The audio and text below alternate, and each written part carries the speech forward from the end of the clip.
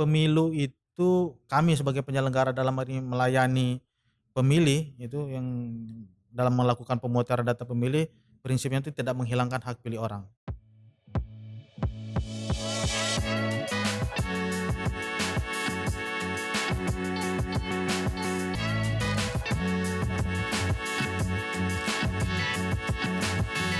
Untuk hari ini kita di podcast Diskominfo Staper ya, sudah hadir Ketua KPU sebagai narasumber, di mana beliau adalah Abdul Qoyim Rashid,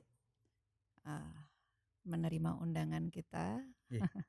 di mana tentunya kita di sini untuk membicarakan, membahas masalah pemilu 2024 ya Pak ya. Iya. Dan tentunya membicarakan agenda pemilihan umum yang disingkat seperti pemilu ini tentunya mencari pemimpin 5 tahun ke depan. Banyak tentunya gambaran-gambaran yang disampaikan ke masyarakat, banyak semuanya yang harus disampaikan melalui sosialisasi seperti hari ini Pak ya.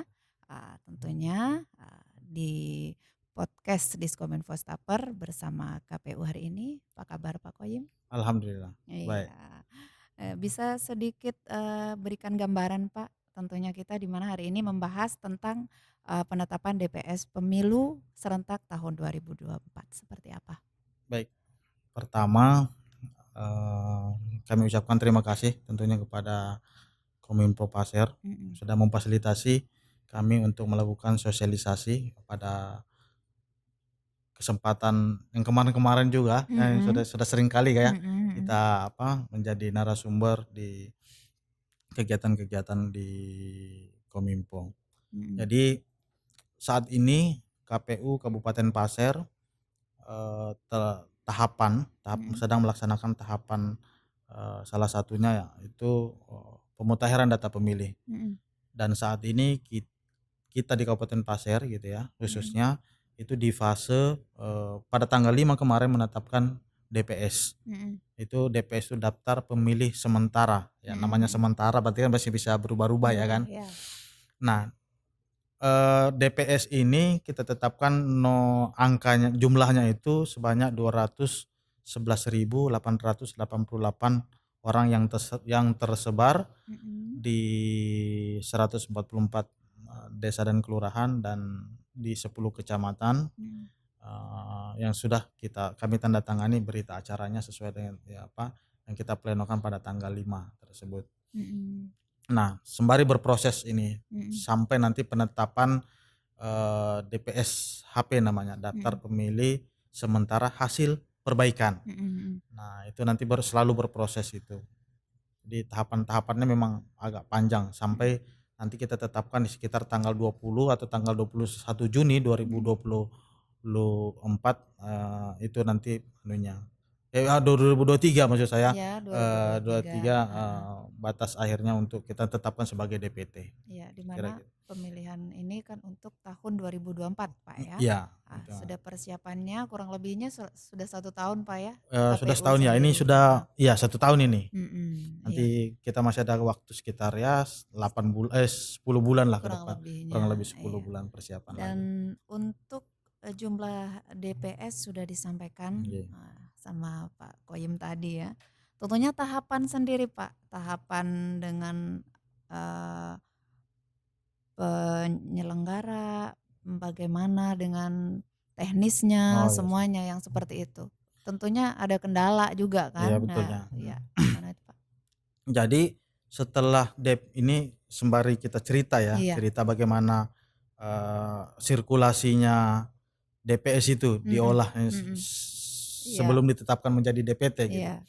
Nah, sebenarnya sebelum ditetapkan DPS ini ada tahapan-tahapan sebelumnya. Mungkin pada podcast kemarin sudah dibahas itu tahapan coklit apa segala macam.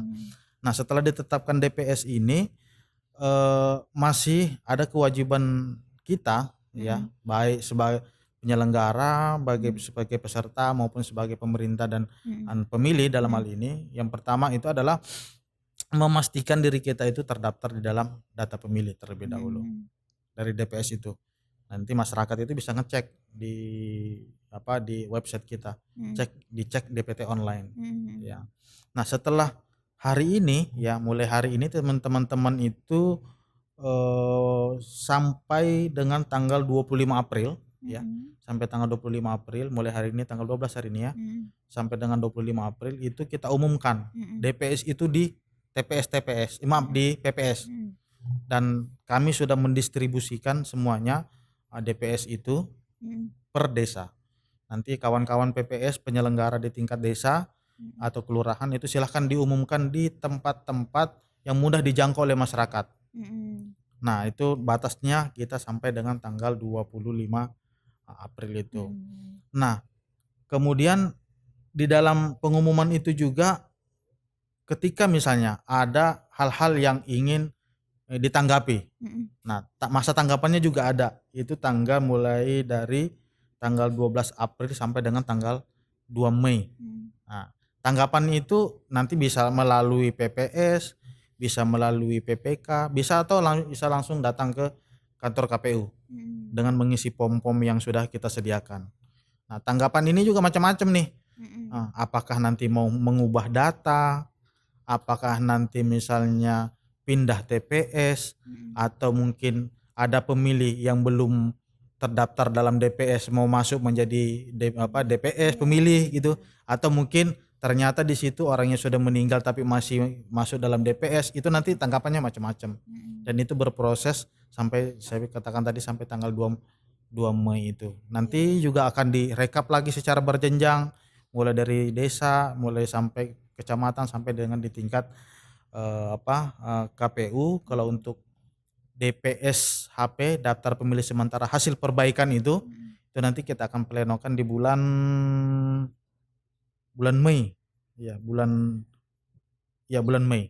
Di bulan Mei di tanggal 13 Mei. Itu nanti 13 Mei ya, 13 Mei ya. Maaf, tanggal 11. Tanggal 11 sampai 12 Mei itu kita tahapannya untuk melakukan rekap yang namanya DPS-HP, daftar pemilih sementara hasil perbaikan. Dan bulan Mei itu sendiri itu sudah deal itu Pak ya? Itu masih DPS-HP namanya, daftar pemilih sementara hasil perbaikan. Nanti setelah itu kita berproses sama lagi. Nanti kita umumkan lagi DPS-HP, berikan tanggapan, nanti berikan tanggapan lagi, nanti setelah itu direkap lagi mulai dari desa, PPK naik lagi sampai dengan di tingkat kabupaten, sampai nanti di tingkat provinsi gitu kan. Nah, itu nanti di tanggal yang saya katakan tadi tanggal 20 sampai 21 Juni itu adalah penetapan DPT-nya. Nah, kalau sudah DPT ditetapkan itu adalah udah terkunci lah bahasa kita, data kita itu bahwa pemilih di Kabupaten Pasir jumlahnya yang akan kita tetapkan di tanggal 20 atau 21 Juni nanti.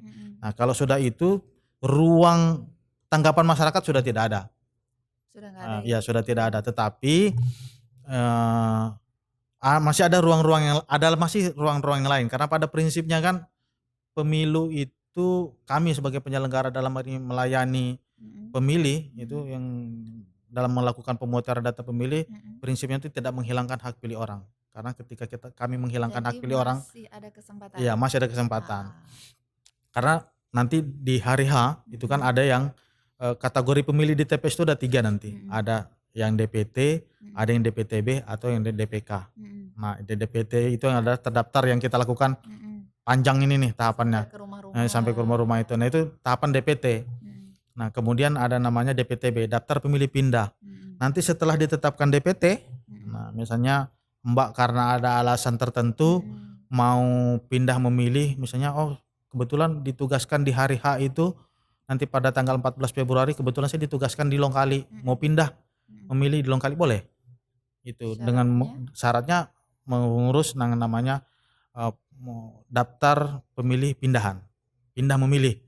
Iya, pindah memilih karena alasan tugas, karena alasan dinas, karena alasan pekerjaan, sehingga yang menyebabkan orang itu nggak bisa memilih di tempat dia terdaftar. Nah, itu boleh dengan menggunakan kalau dulu dikenal dengan A5, nanti pomnya sekarang itu nanti kayaknya dikenal dengan daftar pemilih pindahan.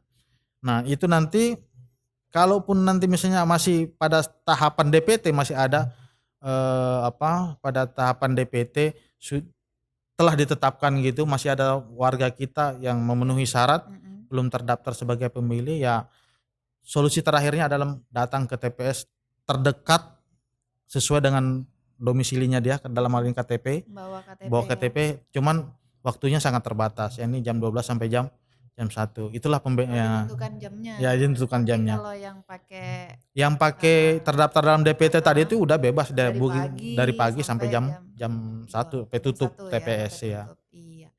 Dan jangkauan nih Pak, tentunya kesulitan ya pihak KPU sendiri, karena jujur saja di Kabupaten Pasir banyak yang pedesaan.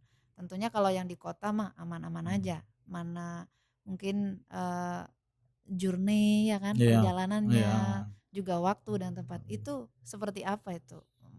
Nah, sistem kerja kami ini kan, dalam contoh saja misalnya yang dalam pemutar data pemilih ini sistem kerja terstruktur ya. Terstruktur mulai dari tingkat TPS disebut dengan pantarlih kita, yang hari ini juga berakhir itu masa kerja mereka. Tanggal 12 hari ini ya, berakhir masa kerja mereka. Kemudian di atasnya itu ada PPS, jadi PPK, kemudian di tingkat KPU. Jadi pola kerja yang terstruktur ini ya memudah kami di tingkat KPU kabupaten itu hanya memonitor, memastikan bahwa proses dan tahapan yang sedang berjalan ini berjalan sesuai dengan tahapannya. Monitor kami ya supervisi langsung dan juga supervisi ya. Berarti sekarang kan enak kan ya. Tim ya Pak, timnya kami. Meskipun itu mungkin susah dijangkau tapi timnya khusus tim kami. ada Pak ya. Ketika memang ada harus perlakuan khusus di suatu wilayah atau suatu daerah, ada suatu kasus misalnya, ya kita terjun langsung ke sana. Karena kita untuk menjangkau cakupan kita yang luas ini kan agak juga waktu gitu kan. Terutama waktu. Dengan waktu ya. Beda mungkin kalau di kabupaten kota yang jumlah kecamatannya sedikit dan kotanya kecil gitu ya. Ya kalau ada istilah kami itu, mungkin ada kabupaten kota itu cukup dengan bersiul di kantornya udah pada datang semua penyelenggaranya ya kan. Kalau di kami ini harus ngundang 1 hari sebelumnya. Teman-teman penyelenggara itu kayak teman-teman Tanjung Harapan itu kan harus diundang sehari sebelumnya. Mereka juga perjalanan. Iya, perjalanan. Begitu juga dengan kami kalau ke bawah gitu kan. Iya, survei ke sana Pak ya. Iya, survei melakukan monitoring. Iya. Dan tentunya di sini tempat-tempat yang tidak terjangkau itu sudah terstruktur rapi. Iya. Sebelumnya planningnya sudah insya Allah sudah pas. KPU mengharapkan yang kerjaan yang efektif, tentunya yang nyaman untuk semuanya, untuk KPU sendiri dan untuk tim sendiri yang di sana tentunya. Dan di sini Pak, saya kan mau tanyakan, kendalanya kan ada pasti Pak ya? Iya pastilah. Ada keluhan yang paling gimana gitu? Dari tim penyelenggara kah atau apa, mungkin dari tim yang tidak terjangkau atau apa, ada? Ya kalau sampai saat ini belum. Alhamdulillah untuk akses kita aman ya Pak ya? Relatif bisa dijangkau lah. Ya kalau kami itu sebenarnya mau mengeluh gitu ya, tapi mengeluh ya Pak ya? Ketika kami melakukan misalnya rakor dengan teman-teman yang lain itu masih banyak kok yang lebih parah dari kita dalam hal perjuangan untuk memutarkan data pemilih. Semangat Pak ya. Intinya semangat lah. Semangat. Ya semangat melayani, memberikan yang terbaik untuk proses pemilu lah gitu. Iya, dan akhirnya sampai ke titik DPS yang sekarang ini DPS, Pak ya. Dan ini tentunya banyak nih masyarakat yang bertanya-tanya kewajibannya mereka ya kan, betul. Kewajiban pemerintah sendiri dan juga kewajiban penyelenggara dan peserta. Bisa dijelaskan di sini Pak supaya masyarakat kita tahu semuanya. Jadi kalau kita berbicara dalam konteks demokrasi atau pemilu ya, dalam pemilu ataupun pemilihan, sebenarnya itu kan ada 4 peran yang sangat berperan penting. Dalam hal ini ada penyelenggara. Kalau kami nyebutnya penyelenggara itu pasti ada KPU, ada Bawaslu gitu ya. Dalam hal ini ada pemerintah, mulai dari pemerintah pusat sampai dengan pemerintah kabupaten Kabupaten, kota gitu ya. kota. Ada peserta. Kalau pemilu 2024 itu pesertanya adalah partai politik gitu ya. Kemudian nanti pilkada itu pesertanya itu ada calon-calonnya gitu ya, yang diusung oleh partai-partai politik. Dan yang keempat itu adalah pemilih sendiri. Nah, kita langsung tarik di pemutahiran data pemilih ya, karena kita fokusnya di situ ya. Nah, dalam hal pemutahiran data pemilih misalnya, pemerintah tugasnya adalah menyediakan data itu. Jadi data yang kita mutakhirkan yang dibawa oleh teman-teman Pantarlih ke pemilih itu adalah berasal dari pemerintah yang disebut dengan DP4. Nah, itu datanya dari Kemendagri ya kan, yang kemudian kita mutakhirkan. Itu menyiapkan itu. Nah, kemudian yang kedua, tugasnya bagi penyelenggara. Penyelenggara itu tugas mulai dari coklit tadi itu, mengumumkan, kemudian melakukan rapat pleno, melakukan rekapitulasi secara berjenjang, itu ada tugas penyelenggara. Menerima tanggapan, itu ada tugas-tugas penyelenggaranya. Di semua tingkatan, mulai dari tingkat Pantarlihnya, mulai dari PPS, PPK sampai di tingkat KPU, sampai dengan KPU provinsinya, sampai dengan pusat gitu ya. Nah, tugas yang ketiga itu yang ketiga ini adalah tugasnya bagi peserta, dalam hal ini partai politik. Nah, apa yang dilakukan partai politik di dalam pemutahiran data pemilih ini, ya sekurang-kurangnya adalah memastikan fungsionarisnya, konstituennya itu terdaftar dalam daftar pemilih untuk pemilu 2024. Jangan kemudian mendekati hari H gitu ya, sudah ditetapkan DPT baru datang ke KPU, atau mungkin bahkan pada saat hari H gitu ya, baru datang ke KPU protes, kenapa saya ini nggak terdaftar, ini keluarga saya nggak terdaftar ini. Nah itu, padahal kan prosesnya kan kewajiban kita ini ada tahapan-tahapannya. Nggak langsung. Nggak langsung, nggak begitu orang nggak terdaftar langsung bisa kita masukkan. Nah, sehingga bagi partai peserta pemilih dalam hal ini atau partai politik ya bisa memastikan tadi itu konstituennya, kemudian fungsionarisnya, karena baik rekapannya yang kita plenokan itu Mbak, di tingkat kabupaten tanggal 5 kemarin itu kita berikan rekapannya dan by name-nya kepada mereka. Jadi mereka bisa cek TPS ini orang saya misalnya gitu ya. Konstituen saya di sini, di desa ini, mereka bisa cek terdaftar atau tidak. Ya, kalau itu memang sistem kerjanya terstruktur ya di partai politik, pasti mereka bisa lakukan itu. Kalau bisa tidak terdaftar misalnya, ya silakan berikan tanggapan tadi di tahapan yang sudah kita tentukan. Yang sudah disiapkan ya. Tadi ya kan. Nah, yang ketiga itu sebagai pemilih. Nah, kalau mungkin partai politik penyelenggara dalam hal ini juga masih ada peserta yang belum terdaftar dalam data pemilih, ya paling tidak kesadaran bagi pemilih kita untuk memastikan dirinya terdaftar data pemilih. Ngeceknya itu bisa melalui online yang saya katakan tadi, melalui cek DPT online, bisa melalui pengumuman-pengumuman yang telah ditempel di desa masing-masing, yang mulai hari ini itu mulai kawan-kawan melakukan pengumuman itu. Ya, kita cek. Jadi feedback masyarakat, feedback peserta dalam hal ini kami sangat harapkan untuk memberikan tanggapan terhadap pemutahiran data pemilih, tahapan pemutahiran data pemilih ini. Nah, kita berharapkan semua masyarakat Kabupaten Pasir itu yang telah memenuhi syarat memilih di 2024 nanti di tanggal 14 Februari itu terdaftar semuanya, sehingga kita bisa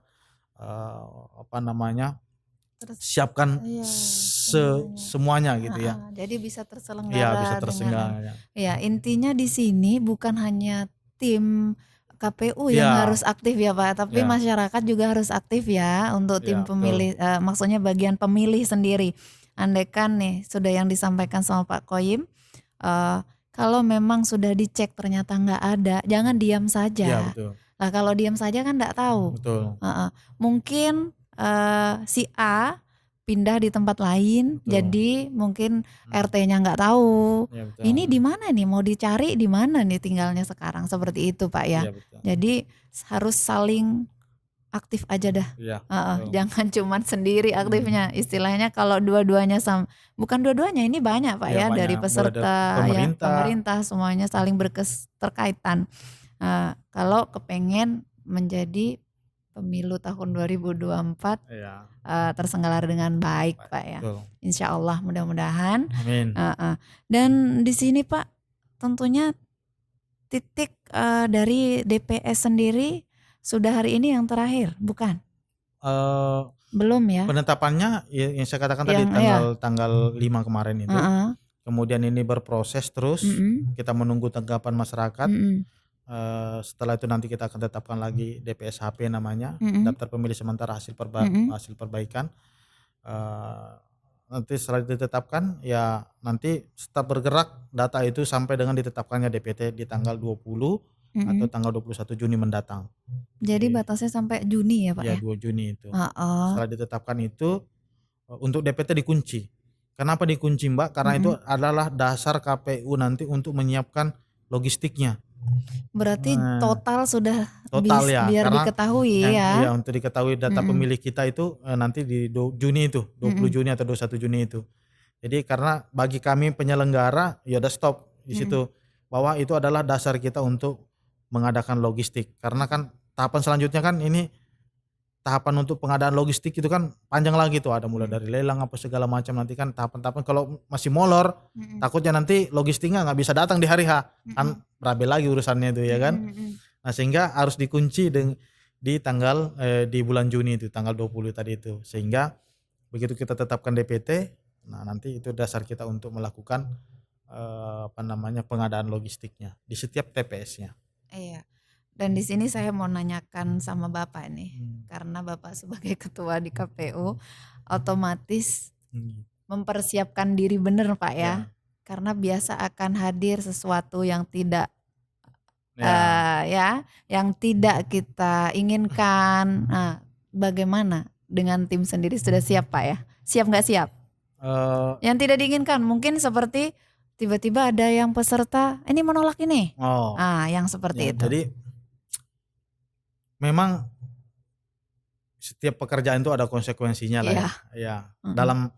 Dalam tagline KPU itu dalam bekerja ada prinsip melayani. Ya, apa yang dilayani adalah ada dua, melayani pemilih dan melayani peserta. Ya, namanya pelayan itu kan ya melayani seramah-ramah mungkin ya kan, dengan tahap. Tapi pelayanan kami itu dengan SOP yang ketat. Ya. Jadi ada SOP-nya ada sendiri. SOP sendiri, tapi menurut saya semua instansi lah ya. Ada gitu, pasti ada SOP-nya. Dan cuman ada perbedaan kan Pak? Kalau menurut saya berbeda dengan yang lain itu adalah di tahapan Mbak. Kalau di kami itu pakem, yang namanya tahapan itu nggak bisa maju sejengkal pun dan tidak bisa dimundurkan tidak bisa dimajukan sedetik pun dan tidak bisa dimundurkan sedetik pokoknya pun. Pokoknya hitungan setengah detik pun tidak bisa ya Pak ya. Nanti bakalan akan ada konsekuensi hukum. Contoh misalnya dalam tahapan peserta mungkin. Oh ya, peserta. Dalam hal ini biasanya berhubungan dengan peserta ya, dengan peserta. Misalnya dalam hal pencalonan. Kalau misalnya di tanggal 23, berarti tanggal 23 itu ketika dasarnya itu adalah pergantian jam. Ya, misalnya tahapan itu hari Senin tanggal 23. Berarti tanggal 23 jam 23 lewat 59 menit. Itu adalah batas akhirnya. Nah, sehingga teman-teman di KPU itu, teman-teman di KPU kami ya, mulai dari PPK, PPS itu penyelenggara secara umumnya itu punya fakta integritas itu siap bekerja penuh waktu. Jadi kami sebagai penyelenggara ya 24 jam bisa dikatakan waktu kami itu lebih banyak di kantor untuk melayani, kemudian untuk ya tadi melayani pemilih dan peserta. Bisa dicek lah, hampir setiap malam itu kantor itu pasti rame ya kan, sampai dengan subuh. Apalagi ada tahapan-tahapan krusial yang butuh kita kerjakan sesingkat mungkin, dengan seakurat mungkin. Itu pasti teman-teman melakukan kerja ekstra. Artinya ya mungkin lembur lah kalau bahasa-bahasa sekarang gitu ya. Seperti itu, lembur. Dan tentunya di sini saya kembali lagi mohon untuk persiapan menghadapi hal-hal yang tidak diinginkan itu Pak. Bapak kepada, nah Bapak kan ketua tuh, Hmm, pasti ada kan anak buah. ya, Nah, ya, kalian pasti Bapak memberikan iya, spirit iya ya, betul. dukungan juga, support. Nanti kalau akan terjadi seperti ini kita harus siap. Betul, betul. Itu seperti apa, Pak? Jadi Mm-mm.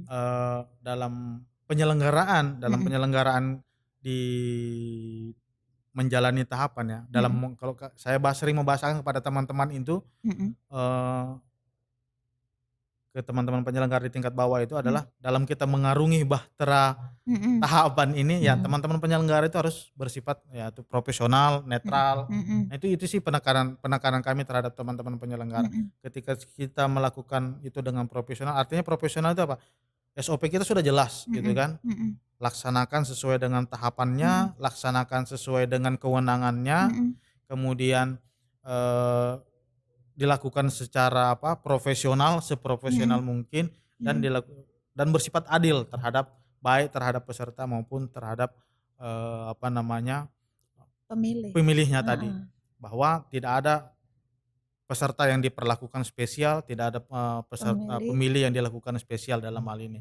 Dalam konsepnya, dalam tagline Mm-mm. kita adalah KPU melayani itu melayani semuanya Mm-mm. tanpa memandang Pandang bulu warna, bahasanya tanpa ya. memandang warna gitu Heeh, ya, iya. tanpa memandang warnanya. Kalau kita ini Mm-mm. kan terkenal dengan warna lah, warna-warni gitu kan. Mm-mm. Mm-mm. Nah itu tanpa melihat warna itu. Iya. Jadi kita layani semuanya dengan seadil-adilnya. Mm-mm. Dan ketika kita tidak bisa memberikan pelayanan secara adil, ya Mm-mm. otomatis ada konsekuensi yang akan kita terima. Mm-mm. Ya, bahwa di penyelenggara itu menurut saya sangat kompleks ya, sangat Mm-mm. kompleks pelanggaran Iya. yang bisa dikenakan kepada kita. Mm-mm. Salah satunya adalah mulai dari pelanggaran administrasi, Waktu. pelanggaran pidana, pelanggaran kode etik. Mm-mm. Nah, itu sangat kita hindari. Karena Mm. bagi kami pemilu yang sukses itu adalah pemilu yang tanpa ekses gitu ya. Mm-mm. Dan mudah-mudahan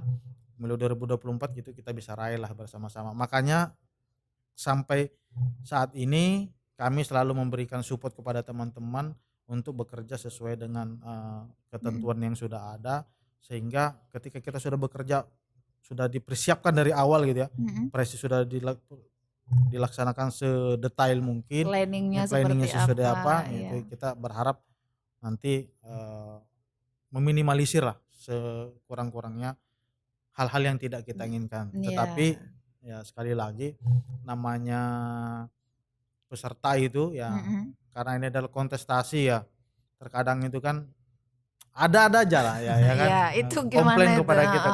Kalau di kami ya Menghadapinya gimana itu, ya Pak? makanya tadi itu kembali lagi Mbak, kita kembali kepada SOP yang ada, bahwa Mm-mm. kami menjalankan SOP yang sudah ada. Apakah ketentuan ini kami ada yang dilanggar? Kalau memang ada yang dilanggar ya silahkan tempuh Melalui jalur yang sudah yang sudah ah, ditentukan. jadi jawabannya seperti itu, Seperti Pak, itu, ya. iya. Setiap Dalam ada hal yang komplain. Iya, pada yang komplain, karena kita juga dalam hal ini melayani, ya saya katakan tadi, melayani itu kita punya SOP. Mm-mm. Kalau kita melayani sesuai dengan keinginan apa yang kita layani, nggak selesai pekerjaan ini. Kapan selesainya? Iya, kapan selesainya? Mm-mm. Maka kita dibatasi dengan SOP dan dibatasi dengan tahapan. Mm-mm. Dua ini yang harus kita jaga. Jangan sampai kita keluar dari SOP dan jangan sampai kita keluar Tapi dari pengalaman tahapan. itu sendiri ada, Pak? Ya sering lah. Sering, Ya, karena sering. sudah berapa? Iya. Iya, Saya kali? Berapa, Pak? Saya menjadi penyelenggara sejak tahun 2013 di tingkat kecamatan. Kemudian di KPU itu sejak tahun 2014. Insya Allah sampai dengan ini periode saya yang kedua. Nah, itu ya banyak lah dinamikanya. Orang yang komplain ya. Ada senang, ada susah, ada senang, ada suka. Pokoknya. Ya, itulah. Tapi menurut saya itu adalah risiko pekerjaan. Dan itu yang penuh warna itu, Pak. Iya. Dinikmati aja. Dan itu yang penuh warna. Iya, tentunya di sini banyak problematika, Iya, pasti. Setiap pekerjaan, setiap penyelenggara apapun, bahkan event-event kecil pun pasti ada. Ya, ada kesulitan juga, ada senang kalau sudah selesai. Iya, termasuk dalam data pemilih ini Mbak Nanti itu, ya, makanya kami yang terima kasih sekali lagi kepada Mm-mm. teman-teman Kominfo Mm-mm. udah bisa memfasilitasi kita untuk melakukan sosialisasi ini. Mm-mm. Biar bisa tersampaikan kepada masyarakat gitu kan, Mm-mm. bahwa ayo yang belum masuk daftar pemilih Mm-mm. segera laporkan, Silakan ya. segera lakukan tanggapan masyarakat. Kita harapannya sih begitu, Mm-mm. sehingga nanti di hari H nggak ada lagi yang tadi itu yang nggak datang ke kantor KPU marah-marah Kenapa aku gitu ya, nggak ada kenapa saya nggak gitu. terdaftar ini. Heeh. Kita sih nggak berharapnya kayak gitu ya. Iya, padahal mungkin beliau orang yang komplain ini didatangin ke rumahnya nggak ada. Ya bisa jadi nggak ada, jadi dia nggak pernah seperti cek itu. di DPT online, nggak pernah Heeh. cek di pengumuman yang telah diumumkan, nggak Heeh. pernah juga memberikan tanggapan masyarakat ya. Karena nih mau lebaran Pak, mereka banyak belanja baju. Bisa jadi Bisa ya. jadi belum melihat Ya, itu, tapi mungkin banyak scroll scroll di TikTok Shopee ya, apa Shopee itu. ya di situ. Ya. Ya tentunya dengan adanya kita hari ini ketemu di membahas masalah DPS ini, tentunya mudah-mudahan masyarakat oh iya Ya, betul. saya belum ngecek nih Ya, gitu betul. ya kan Pak ya. Dan tentunya bukan membantu KPU tapi membantu untuk pemilu supaya berjalan dengan lancar betul. gitu Ini kan. tanggung jawab kita Tanggung sebagai jawab pemilih. pemilih ya. Tanggung jawab kita sebagai masyarakat ya. Sebagai masyarakat. Tentunya masalah komplain sudah sering Pak ya. Ada yang sampai terjadi kekerasan gitu Pak enggak? Kalau kekerasan fisik sih nggak ada sih. Nggak ada. Alhamdulillah. Sejak tahun 2014 mulai dari pemilu gitu ya sampai dengan pilkada beberapa kali kita pasir dalam hal ini sudah masuk dalam zona hijau lah. Zona aman. Zona aman ya. Memang karena sekarang itu regulasi Mbak sudah sangat rigid ya, sudah sangat eksplisit menjelaskan setiap persoalan-persoalan. Bagaimana apa yang harus kami lakukan itu sudah sangat terperinci. Ya. Jadi keterbukaan informasi publik ini ya kan, apalagi dengan sistem yang ada sekarang itu sistem digital, sehingga nggak ada lagi ruang-ruang diskusi, ruang-ruang debat yang dibuka. Jadi artinya ya tadi itu kembali lagi ke tahapan, kalau nggak selesai di tahapan ini ya udah selesai, gagal gitu. Iya. Artinya kalau misalnya ditetapkan 1000, kalau tidak mencapai 1000 ya udah gagal. Gitu artinya. Misalnya dalam hal pencalonan misalnya kan, pencalonan misalnya tidak memenuhi syarat yang telah ditentukan misalnya udah ya berarti ya tidak bisa gitu kan. Ya kalau dulu mungkin dengan sistem manual ya. Iya. Sistem manual masih ada ini alasan ini alasan ini alasan ini. Ya kan, nah kalau sekarang udah ruang itu hampir tidak ada karena sudah ada sistem IT, sistem digital ya, sehingga dan masyarakat kita juga semakin kesini sudah semakin maju lumayan ya juga, mulai teknologi lah ya. Teknologi ya. mereka gadget sudah kayaknya sudah hari-hari Pak. Hari-hari ya. Bahkan kita internet aja sudah di mana-mana. Iya internet. Iya. Trennya. Iya di situ. Dan tentunya untuk di sini yang kita simpulkan bahwa untuk masalah pemilu yang akan diselenggarakan di 2024 ini, kewajiban pemilih ya, juga kewajiban penyelenggara, juga pemerintah saling berkaitan. Ya betul Mbak. Jadi jangan sampai ditumpukan ke satu titik. Ya betul. Karena kalau ditumpukan ke satu titik, kepayahan ya Pak ya. Kami penyelenggara dengan penyelenggara yang cuma 5 orang di tingkat kecamatan, 3 orang di tingkat desa, belum pasti tidak dapat menjangkau keteteran jumlah Pak, masyarakat kita di pastinya. Kabupaten Pasir. Maka sehingga kita harus bahu membahu untuk sukseskan pemilu di 2024. Iya. Dan di sini Pak banyak tuh masyarakat yang belum tahu yang namanya Sura dan Sulu. Apa sih? Oh itu ya yang ada di depan. Ya ini ada di depan sini. Mungkin mereka cuma baca Sura enggak dibaca bawahnya. Ada yang begitu. Jadi disampaikan aja Pak. Nah kalau Sura itu suara rakyat, kalau Sulu suara pemilu. Ya, ini adalah maskot pemilu kita di tahun 2024. Ya, ke depan di tanggal 24 kita juga akan menerima suara rakyat sama suara pemilu. Iya. Nah, di tanggal 24 nanti ini warga Pasir juga mudah-mudahan tidak kelewatan gitu ya. Momen habis lebaran gitu kita terima kirap bendera pemilu. Kirap bendera peserta pemilu tahun 2024. Bendera ini sifatnya keliling seluruh Indonesia. Jadi kita kebagian di tanggal 24. 24 sampai dengan di tanggal 1. Berarti 24 April ini? Iya, setelah lebaran, sehari setelah lebaran. Ini termasuk ini setelah lebaran itu, begitu habis setelah lebaran kita langsung terima itu bendera. Nanti kita akan lakukan sosialisasi itu. Berarti kerja keras lagi Iya. nih tim penyelenggara ya. Penyelenggara. Mudah-mudahan nanti ada event-event yang kita bisa laksanakan yang bisa mengumpulkan orang banyak. Ini sedang kami formulasi dan sedang kami konsultasikan dan koordinasikan baik di internal kami maupun dengan pimpinan maupun dengan pemerintah daerah. Dan juga disampaikan Pak, sekarang kan banyak info-info hoax tuh. Iya. Masalah pemilu begini. Nah, tuh ayo Pak. Ini lagi isunya yang lagi apa tuh?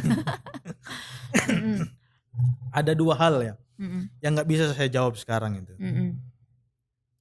Dalam kalau ditanya, pertama, apakah sistem ini pemilu tertutup atau terbuka? Iya, itu banyak sekali yang tanya kepada kami di penyelenggara.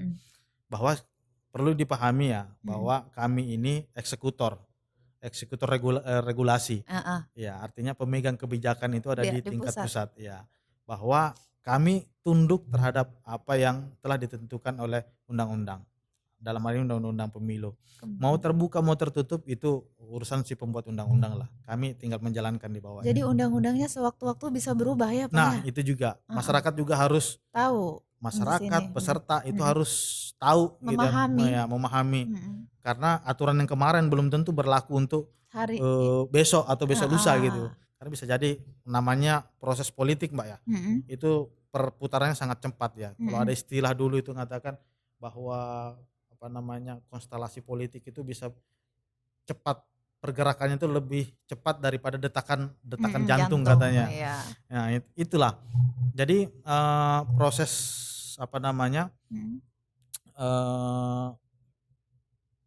pemilu tadi itu apakah tertutup atau terbuka itu kita serahkanlah kepada si pembuat regulasi. Memang proses saat ini kan sedang berproses di Mahkamah Konstitusi. Ya mudah-mudahan dalam waktu dekat itu sudah bisa kita temukan titik terangnya. Titik terangnya biar kita juga, kami sebagai penyelenggara mempersiapkan gitu ya. Secara kalau kami sih persiapannya secara jasmani dan rohani aja. Karena yang KPU pusat yang membuat anunya kan turunan-turunan anunya. Iya, itu. prosedurnya ada sendiri. Nah, kalau yang kedua itu tentang pencalonan. Memang betulan itu lagi Pak. Yang kedua itu yang bisa dijawab tentang pencalonan. Karena PKPU yang mengatur tentang syarat calon pencalonan untuk DPRD kabupaten kota dan provinsi seluruhnya lah gitu ya, sampai pusat itu belum keluar. Nah, infonya mudah-mudahan bulan ini itu sudah keluar, karena kalau bicara tahapan kita itu insya Allah di tanggal 24 nanti ini juga habis lebaran itu sembari kita terima kira bendera tadi itu masuk tahapan peserta pencalonan DPRD gitu ya, khususnya di kita kabupaten ya. Nah, tapi itu kan masih tahapan persiapan. Berarti belum ditentukan ya. Persiapan itu mungkin nanti kami lakukan sosialisasi. Ya mudah-mudahan nanti bisa difasilitasi lagi di sini gitu ya, Pak, ya. Untuk bisa menyampaikan ke publik ya. Jadi warga yang mau ikut berkompetisi, berkontestasi di pemilu gitu di 2024 ya, ada 19 partai politik itu. 18 partai politik yang sudah ditetapkan secara nasional gitu ya. Itu adalah ruang-ruangnya nanti untuk mengisi. Iya, mengisi. Yang sudah dapil yang sudah kita tentukan ya kan, dengan komposisi kursi di setiap dapil sudah ditentukan. Berarti pendaftarannya di bulan? Kami belum. Ya itu saya tadi termasuk itu nggak bisa saya jawab ya. Banyak yang nanya begitu tuh Mbak. Itu sudah Pak, saya juga penasaran ini. Banyak orang yang penasaran kayaknya. Saya terbawa nih tadi, makanya langsung nanya.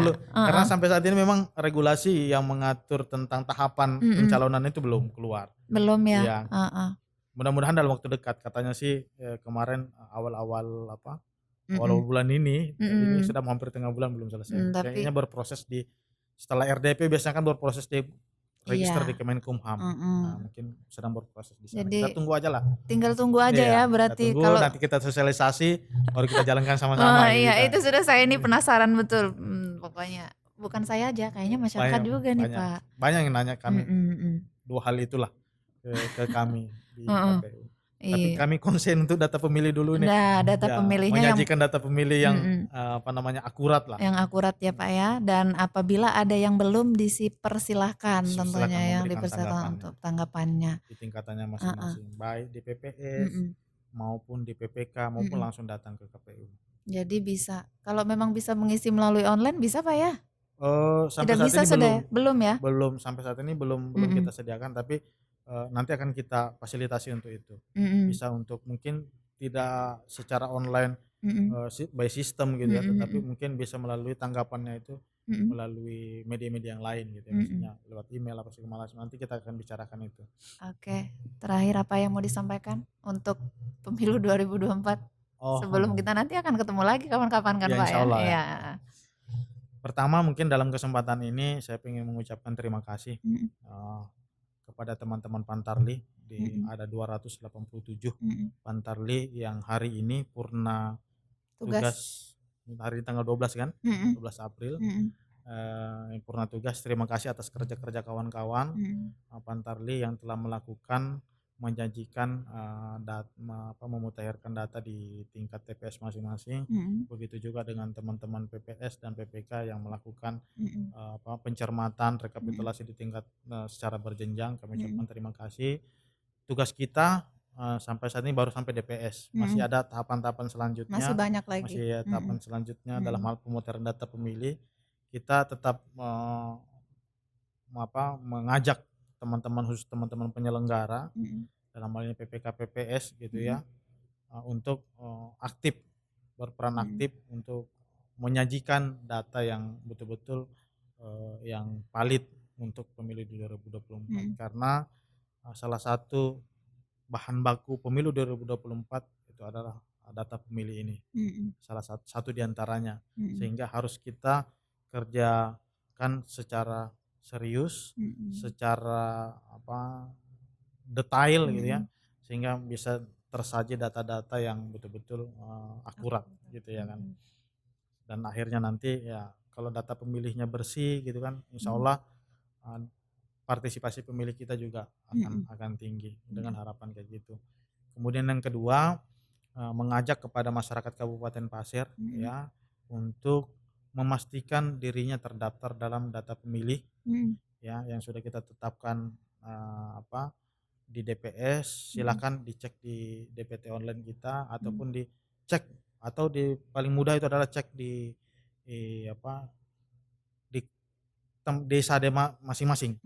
Di desa masing-masing itu akan ditempel DPS-nya, daftar pemilih sementara itu. Silakan berikan tanggapan terhadap apa yang mau diberikan tanggapan terhadap DPS itu, baik ubah datanya, mau pindah TPS, pindah domisili misalnya yang saya katakan tadi, baik yang yang telah memenuhi syarat atau tidak memenuhi syarat menjadi pemilih, silakan diberikan tanggapan itu.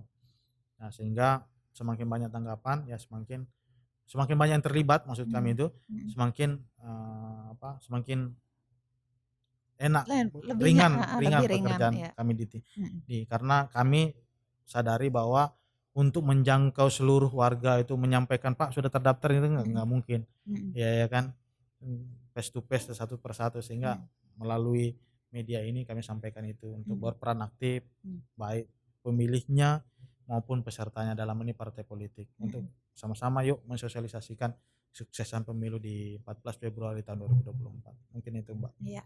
Dan ketiga mungkin ucapan terima kasih kami juga kepada pemerintah daerah yang sudah sampai saat ini memfasilitasi kami dalam penyelenggaraan pemilu tahun 2024. Iya.